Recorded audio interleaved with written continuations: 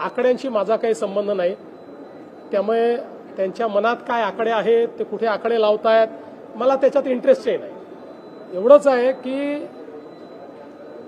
म्हणजे ज्या प्रकारे ही पत्रकार परिषद झाली त्याच्या पाठीशी जो हाईप तयार केला होता, खुदा पहाड़ और चूहा भी नहीं निकला, ते एकत्रित आले याचा मला आनंदच आहे।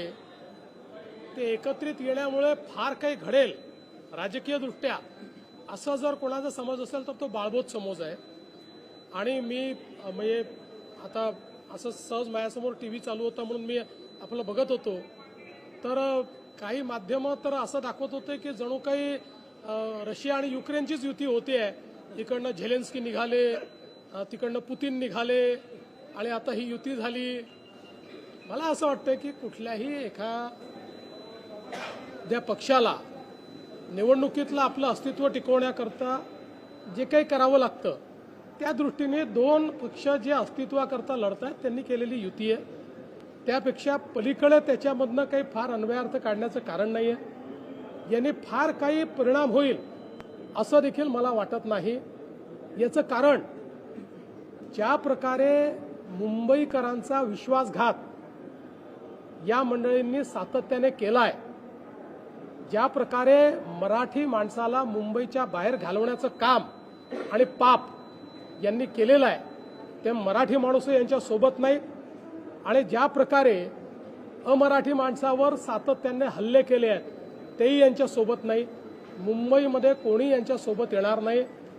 यांचा ट्रॅक रेकॉर्ड हा केवळ भ्रष्टाचाराचा आहे। यांचा ट्रॅक रेकॉर्ड हा केवळ स्वहिताचा आहे।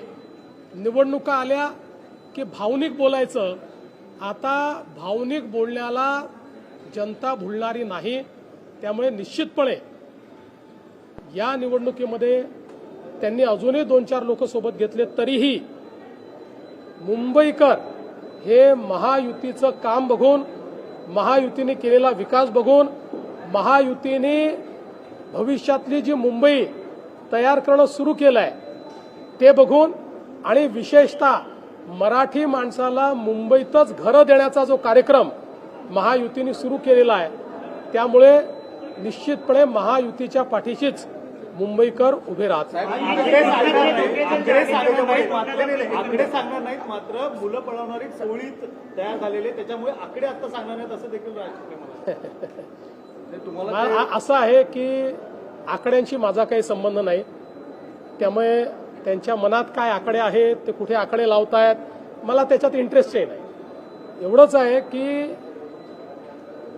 म्हणजे ज्या प्रकारे ही पत्रकार परिषद झाली त्याच्या पाठीशी जो हाईप तयार केला होता, खुदा पहाड़ और चूहा भी नहीं निकला।